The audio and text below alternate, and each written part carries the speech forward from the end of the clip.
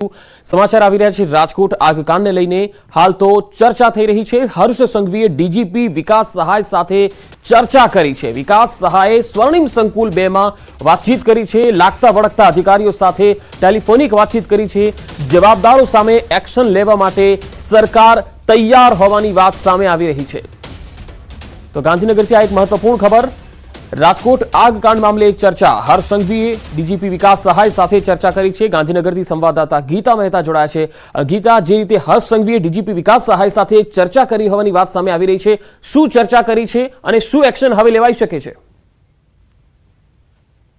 છેલ્લા 6 મહિનામાં 12 મહિનામાં જે પ્રકારે એક બાદ એક ગુજરાતમાં જે દુર્ઘટનાઓ ઘટી છે, સ્વાભાવિકપણે જ ન્યાયતંત્ર સામે પોલીસ લો એન્ડ ઓર્ડરની કામગીરી સામે પ્રશ્નાર્થો ખડા થાય।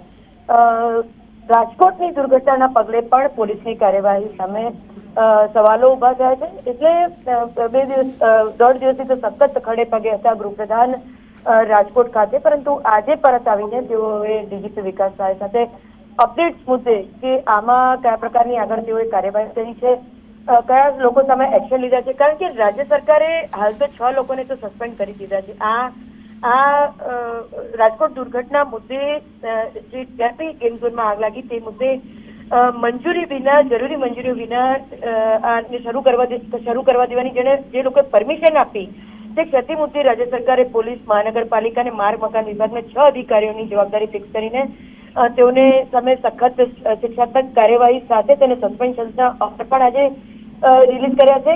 અને સાથે સાથે આગળ શું આમાં ખરેખર, કારણ કે સીટ પણ આ મુદ્દે તપાસ કરી રહી છે, ત્યારે સીટના સભ્યોનો શું પ્રથમ તારણ છે તે મુદ્દે આજે વાતચીત ગૃહપ્રધાને ડીજીપી વિકાસ સહાય સાથે કરી હતી। હું એ પણ જણાવવા માંગીશ કે એફએસએલ ગાંધીનગર ખાતે કેટલાક ડીએનએ મેચ સેમ્પલ માટે આવ્યા હતા, તેનો પણ ખુલાસો ન્યૂઝ 18 પાસે છે। R8 નંબરનો જે ડીએનએ મેચ થયો છે તે ગજેન્દ્રસિંહ ઘનશ્યામસિંહ ગોહિલનો છે। R10 નામનો જે ડીએનએ રિપોર્ટ છે તે મયુરસિંહ જસુભા જાડેજાનો છે। R11 નામનો ડીએનએ હિતેન્દ્રસિંહ નિર્મલસિંહ જાડેજાનો છે। R15 નામનો જે ડીએનએ છે તે હિતેન્દ્ર જાડેજા છે। અને R16 ચંદુભાઈ ડોસાભાઈ કાઠડનો છે। એટલે વધુ 5 જેટલા। જી ગીતા, આભાર સમગ્ર માહિતી આપવા માટે।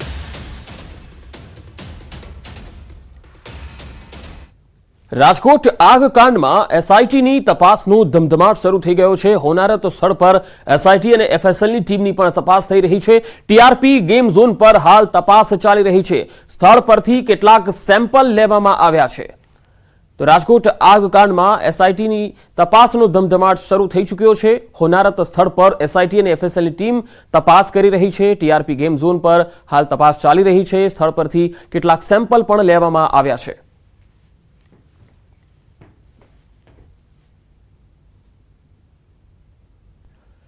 તો રાજકોટનું આ એ લોકેશન અમે આપને બતાવી રહ્યા છીએ જ્યાં આ હોનારત થઈ હતી, અગ્નિકાંડ સર્જાયો હતો અને 32 લોકો આગમાં હોમાઈ ગયા।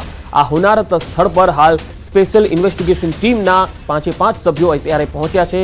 સ્થળ પર તપાસ કરવામાં આવી રહી છે। કેટલાક સેમ્પલ પણ કલેક્ટ કરવામાં આવી રહ્યા છે। આ તરફ રાજકોટ અગ્નિકાંડ મુદ્દે 7 અધિકારી સસ્પેન્ડ કરી દેવાયા છે। 2 પીઆઈ, મનપા ફાયર ઓફિસરને સસ્પેન્ડ કરાયા છે, જ્યારે 2 આસિસ્ટન્ટ એન્જિનિયર પણ સસ્પેન્ડ કરાયા છે। તો 2 ડેપ્યુટી એન્જિનિયરને પણ સસ્પેન્ડ કરવામાં આવ્યા। Fire officer Rohit Vigora suspend થયા છે। તો પીઆઈ એનઆઈ રાઠોડ અને વીઆર પટેલ પણ સસ્પેન્ડ થયા છે, જ્યારે એમઆર સુમા, જે નાયબ કાર્યપાલક ઇજનેર છે, તેમને પણ સસ્પેન્ડ કરવામાં આવ્યા છે। તો રોહિત વિગોરા જેઓ સસ્પેન્ડ થયા છે, રાજકોટ મનપાના fire officer, fire and emergency સર્વિસીસના સ્ટેશન ઓફિસર છે, તેમને સસ્પેન્ડ કરી દેવાયા છે। જ્યારે વીઆર પટેલ જે સસ્પેન્ડ થયા છે, રીડર બ્રાન્ચમાં તેઓ પીઆઈ તરીકે ફરજ બજાવે છે।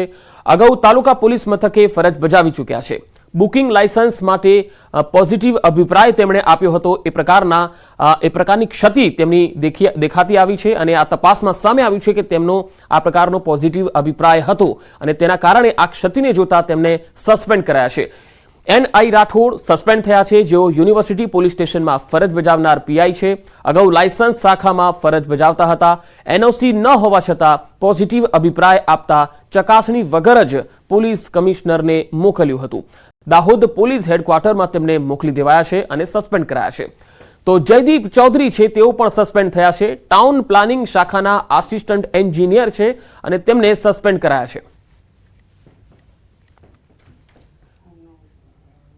રાજકોટમાં 32ના મોત બાદ અમદાવાદ તંત્ર હવે સફાળું જાગ્યું છે. અમદાવાદ મનપાએ ગેમ ઝોન સામે કાર્યવાહી શરૂ કરી. તપાસ બાદ અમદાવાદના 3 ગેમ ઝોન સીલ કરાયા. ગોતામાં ફન ગીટો, ચાંદોડિયાની જોય એન્ડ જોય સીલ થઈ ગઈ છે, તો નિકોલના કેમ્પસ ગેમ ઝોનને પણ સીલ કરી દેવાયું છે. ઘોડા છૂટ્યા બાદ હવે અમદાવાદમાં તાળા મારવા જેવો ઘાટ સર્જાયો છે. અમદાવાદ મનપાએ ગેમ ઝોન અંગે ચકાસણી કરી હતી. શહેરના કુલ 34 ગેમ ઝોનમાં ચકાસણી થઈ, જેમાં 34 પૈકી 28 ઇન્ડોર અને 6 આઉટડોર ગેમ ઝોન છે. 34 પૈકી 31 ગેમ ઝોન પાસે એનઓસી ઉપલબ્ધ હતી. 3 ગેમ ઝોન પાસે એનઓસી ઉપલબ્ધ ન હોવાનું સામે આવ્યું. જે ગેમિંગ ઝોનમાં સામાન્ય ત્રુટિ જણાઈ તેમને હાલ પૂરતા બંધ કરી દેવાયા છે. ત્રુટિઓ પૂર્ણ કર્યા બાદ ગેમિંગ ઝોન ખોલવા એનઓસી આપશે મંજૂરી. રાજકોટના ટીઆરપી ગેમિંગ ઝોનમાં જે અગ્નિકાંડ થયો તેને કારણે અનેક લોકો છે, માસૂમ લોકોએ પોતાના જીવ છે ગુમાવ્યા છે. ત્યારે હવે સફાળું તંત્ર જાગે છે. આગની ઘટના બને ત્યારબાદ મહાનગરપાલિકાનું તંત્ર જાગે છે, રાજ્ય સરકાર જાગે છે અને અલગ અલગ જે ગેમિંગ ઝોન છે તેને લઈને તપાસના આદેશ આપે છે. ત્યારે એક ગંભીર ઘટના સામે આવી છે અમદાવાદ શહેરની અંદર. અમદાવાદ શહેરના જે ગોતા પાસે આવેલા જે ગેમિંગ ઝોન છે, ફન ગીટો, તે ગેમિંગ ઝોનની અંદર પૂરતા ફાયરના સાધનો નહોતા. તે પ્રકારની તપાસમાં બહાર આવી છે. સાથે જ જે મહત્વના કાગળિયા હોવા જોઈએ, જે ડોક્યુમેન્ટ પણ ન હોવાના કારણે હાલ મહાનગરપાલિકાના વિભાગે આખું આ ગેમિંગ ઝોન છે તે સીલ કરવાની કામગીરી કરી છે. સાથે જ અમદાવાદ મહાનગરપાલિકાના ફાયર હોય કે પછી એસ્ટેટ વિભાગ છે કે ઇલેક્ટ્રિક વિભાગ છે, આ તમામ વિભાગે અલગ અલગ વિસ્તારમાં, એટલે કહી શકાય કે 34 થી 35 જેટલા જે ગેમિંગ ઝોન છે તેની અંદર તપાસ હાથ ધરી. તેની અંદર 3 મુખ્ય એવા ગેમિંગ ઝોન સામે આવ્યા હતા કે જેની પાસે ફાયરના પૂરતા સાધનો ન હતા. તેના કારણે મહાનગરપાલિકાની ટીમે કાર્યવાહી કરી છે અને 34 પૈકી 3 જે ફાયર જે ગેમિંગ ઝોન છે એ ગેમિંગ ઝોન છે તે સીલ કરવાની કામગીરી મહાનગરપાલિકાની ટીમે કરી છે. જોશો દ્રશ્યોમાં કે જે નામ છે ફન ગ્રીટો, જે ફન ફોરએવર કરીને ચાલી રહ્યું છે, તેની અંદર મહાનગરપાલિકાના ગઈકાલે તપાસ હાથ ધરી હતી. તપાસની અંદર એ ગંભીરતા બાદ આવી હતી કે આટલું મોટું ગેમિંગ ઝોન હોવા છતાં પણ યોગ્ય સેફટીના પુરાવા ન હતા. તેના કારણે આ ગેમ ઝોન છે હાલ સીલ કરાયો છે, તેને વપરાશ માટે પ્રતિબંધિત કરાયો છે. અને સાથે એ પણ ટકોર કરવામાં આવી છે કે હજુ પણ જે બીજા અમદાવાદ શહેરના જે પણ ગેમિંગ ઝોન આવેલા છે એ ગેમિંગ ઝોનમાંથી 34 થી વધુ જે ગેમિંગ ઝોન છે, તમામ ગેમિંગ ઝોન હાલ જ્યાં સુધી આદેશ ના આવે ત્યાં સુધી તમામ ગેમિંગ ઝોન છે તે બાળકો માટે અથવા લોકો માટે તે બંધ કરવાનું સૂચન પણ અહીં આપવામાં છે. પરંતુ સવાલ એ થાય છે જ્યારે ઘટના બને છે ત્યારે જ કેમ કોર્પોરેશન તંત્ર છે તે જાગે છે, તેની પહેલા કેમ કોઈ કાર્યવાહી નથી થતી. કમળ ખેંગર રાઠોડ સાથે પ્રણવ પટેલ, ન્યૂઝ 18 અમદાવાદ. રાજકોટના અગ્નિકાંડ બાદ પોરબંદર વહીવટી તંત્ર હરકતમાં આવ્યું. શહેરમાં આવેલા શિવ મોલમાં ગેમ ઝોનને સીલ કરી દેવામાં આવ્યું. મોલમાં આવેલા ગેમ બ્લાસ્ટને સીલ કરી દેવામાં આવ્યું. પોરબંદર નગરપાલિકાના ચીફ ઓફિસર અને ફાયર ઓફિસર સહિતના અધિકારીઓ અહીંયા ઉપસ્થિત રહ્યા હતા અને આ ગેમ ઝોનને સીલ કરી દેવામાં આવ્યું.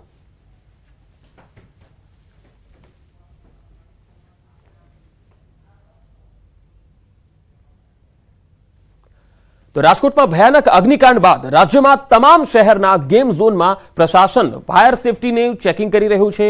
ત્યારે જૂનાગઢમાં પણ તંત્રની ઘોર બેદરકારી છતી થઈ. જૂનાગઢના રોયલ ગેમ ઝોનમાં પણ પ્રશાસને ફાયર સેફટીની કોઈ સુવિધા ન હોવાનું સામે આવ્યું છે. છેલ્લા કેટલાય સમયથી ફાયર એનઓસી વગર અહીંયા આ પ્રકારનું ગેમ ઝોન ધમધમી રહ્યું હતું.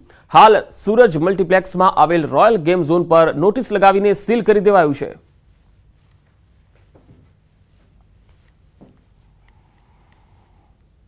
તો સુરતની વાત કરીએ. સુરત જિલ્લાના બારડોલી શહેરમાં ફાયર વિભાગે ચેકિંગ હાથ ધર્યું હતું.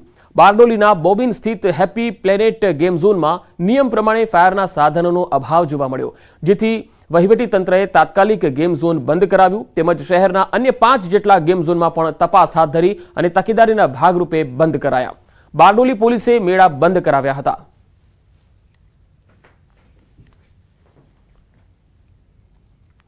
રાજકોટમાં ગેમ ઝોનમાં થયેલા આગ કાંડે સુરતનો તક્ષશિલા અગ્નિકાંડની યાદ તાજી કરાવી દીધી. રાજકોટ જેવી જ ઘટના સુરતમાં 5 વર્ષ પહેલા બની હતી. ટ્યુશન ક્લાસીસમાં લાગેલી આગ અનેક માસૂમોને ભરખી ગઈ હતી, જેમાં પોતાના વહાલ સોયાને ગુમાવનાર પરિવારજનો આજે પણ એ આઘાતમાંથી બહાર નથી આવી શક્યા. ન્યૂઝ 18 ગુજરાતી સાથેની વાતચીતમાં પરિવારજનોએ પોતાની આપવીતી જણાવી. ભોગ બનનાર પરિવારજનોનું કહેવું છે કે આજે પણ તેમને ઊંઘ નથી આવતી. દીકરીના છેલ્લા શબ્દો આજે પણ પિતાના કાનમાં ગૂંજી રહ્યા છે. તંત્ર સામે આ પરિવારોમાં ભારે નારાજગી છે. 5 વર્ષના સમયગાળામાં સ્થળ બદલાયા, નામ બદલાયા, સિસ્ટમ ત્યાં ને ત્યાં રહી, શહેર બદલાણા, ટાઈમ બદલાણો, તારીખ બદલાણી, ન બદલાણું તો સિસ્ટમ. એના હિસાબે આજે આ રાજકોટમાં ભોગવવાનો જે વારો આવ્યો છે. હું તો ક્યાં સુધી કહું છું કે હજી જાગો, તંત્રને ઢંઢોળો. આ મારા ઘરે આજ આવી છે, કાલે તમારા ઘરે પણ આવી શકે છે. એક માણસ નથી જતો. અમારા 22 છોકરા ગયા ને એની પાસે એક નથી. અમારા 22 પરિવારો તમે હજી હાલની તારીખે રાતે સૂઈ નથી શકતા. એની પછી 4 દિવાળી ગઈ, મારા ઘરમાં દીવો નથી મેં પ્રગટાવ્યો. આ હાલત અમે જીવી છે અને એ હાલત હવે રાજકોટ વાળાની થાય. મારી દીકરી ખૂબ જ ટેલેન્ટેડ હતી. એને ફેશન ડિઝાઇનરનો કોર્સ કરવો હતો. એને કપડાનો બહુ જ શોખ હતો, અતિશય. અને હું ટેક્સટાઇલ સાથે જોડાણેલો માણસ છું. એટલે એ રોજે કહેતી કે તમે સાડી બનાવો છો, હું ડિઝાઇન કરીશ, તમે સાડી વેચજો. મારો એક કોર્સ એકવાર પૂરો થઈ જવા જોઈએ. એ આશાએ મેં એને ત્યાં મોકલી હતી. 24 તારીખે ત્યાં બનાવ બન્યો, એનો જીવ ગયો અને 25 તારીખે એનું રિઝલ્ટ આવ્યું 12માનું. કોલેજ તૈયાર હતી, બધું જ કમ્પ્લીટ કરી રાખ્યું હતું.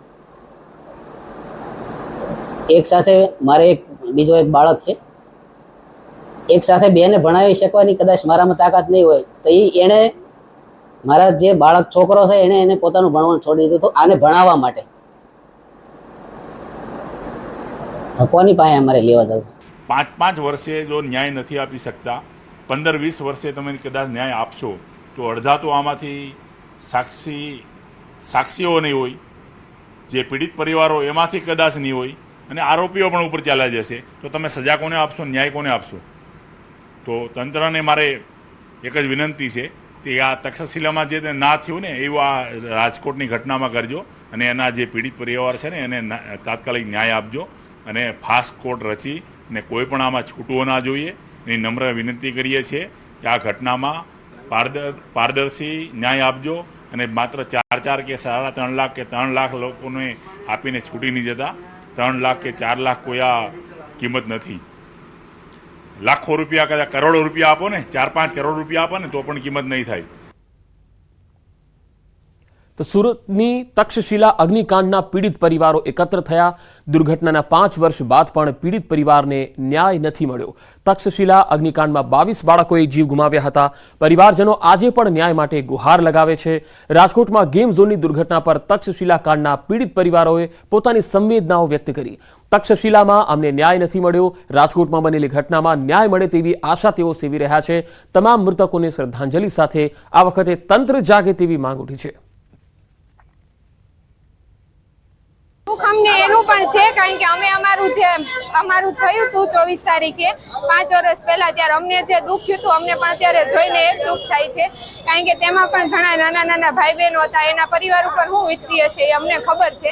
બાકી જે બધાને તો બાંધાવાળા બાંધી ગયા, ગુનેગારો ગુનો કરીને વયા ગયા. બરાબર, નાના છોકરાઓની જિંદગી હોય ગઈ, એનું શું કરવાનું? છેલ્લા 5 વર્ષની અંદર તક્ષશિલા હત્યાકાંડ થી અમને ન્યાય નથી મળ્યો. પેલા એ દુઃખદ વાત છે. અને કાલે જે બનાવ બન્યો રાજકોટમાં, હું સૌપ્રથમ તો એમને શ્રદ્ધાંજલિ આપું. આવી ઘટનાઓ અવારનવાર બને છે, છતાં પણ અધિકારીઓ કે સરકારમાં બેઠેલા લોકોને કોઈને કોઈ ફરક પડતો નથી. એનું મોટું એક જ કારણ છે કે ભ્રષ્ટાચાર. જ્યાં બિલ્ડિંગ બને ત્યાં ભ્રષ્ટાચાર બને. આવી જ રૂપરેખા સાથે આગળ વધતી રહી છે. સમાચારોનો પ્રવાહ લગાતાર જારી રહેશે. હાલ રોકાઈશું એક બ્રેક માટે.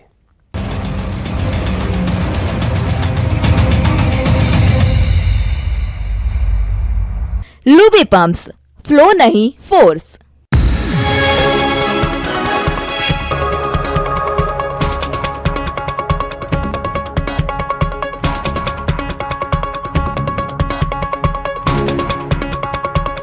लूबी पम्प्स, फ्लो नहीं फोर्स.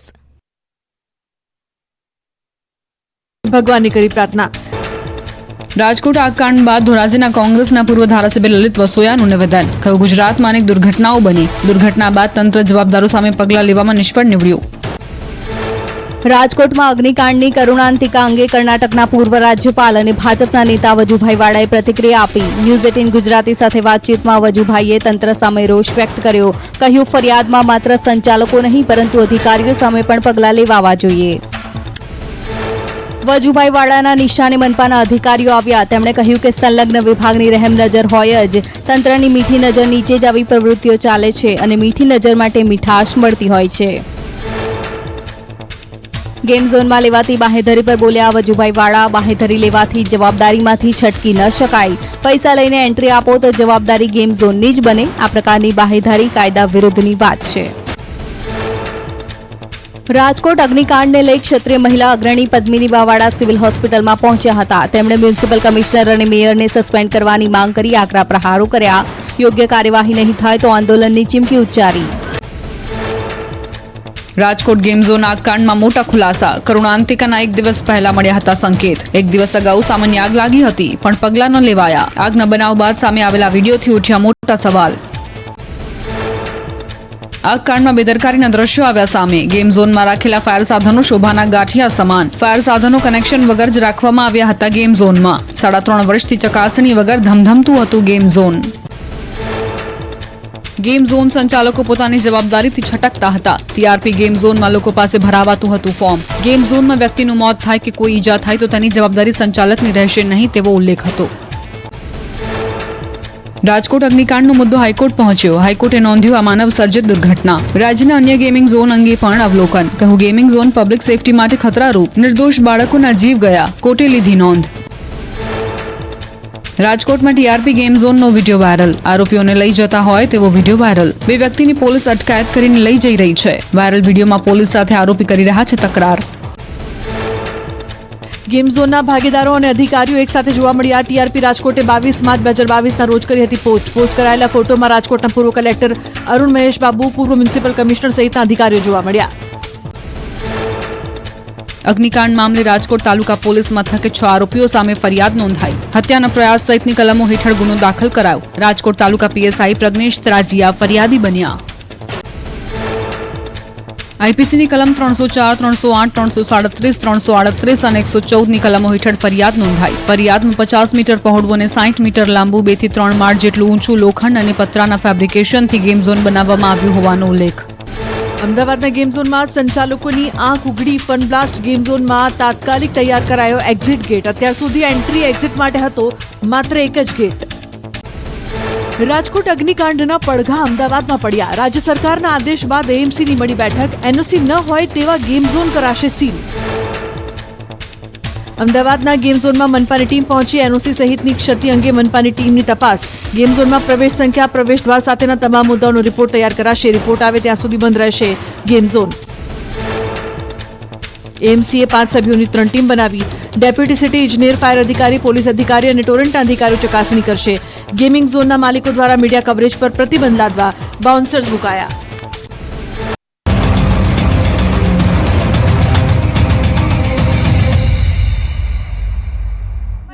જે ડેડ બોડીઝ છે ને કોઈ આઈડેન્ટિફાઈ નથી થતા એટલે આમાં કોઈ એવું લાગવગનું ને એવું તમે ના વિચારો.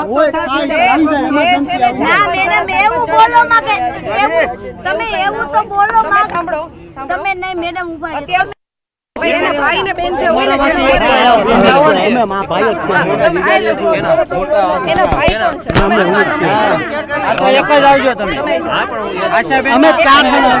રાજકોટ અગ્નિકાંડમાં હાલ પોલીસ અધિકારી છે તેઓ માહિતી આપી રહ્યા છે જે મૃતદેહો છે અને જે સોંપવામાં આવ્યા છે પરિવારજનોને અને તેના સેમ્પલને લઈને માહિતી આપી રહ્યા છે. જોકે પત્રકારોના કેટલાક સવાલોનો જવાબ તેઓ નથી આપી શક્યા અને તેના કારણે ત્યાં હાલ જે વાતચીત હતી તે અધૂરી જ રહી ગઈ છે. જોકે 3 દિવસથી અહીંયા પરિવારજનો પરેશાન છે કારણ કે સ્વજનોની ભાળ નથી મળી રહી. હવે ધીરજ ખોટી છે. હાલ જે ડીએનએના સેમ્પલ લેવામાં આવ્યા છે તે મેચ કરીને પરિવારજનોને મૃતદેહ સોંપાઈ રહ્યા છે.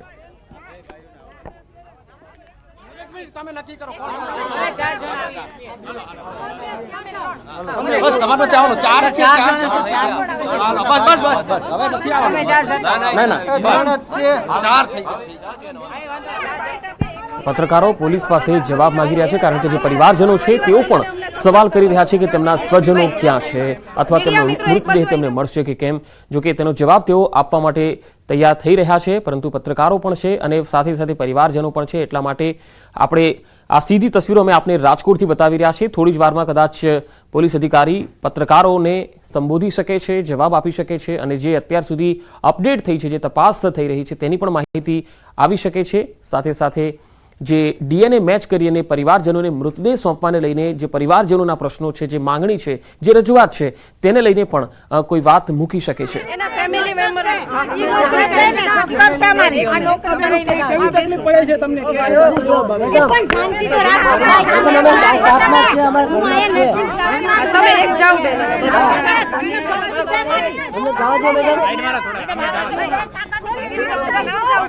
થોડોક સપોર્ટ કરો ને. અમે 5-6 જણને એક જ ફેમિલીના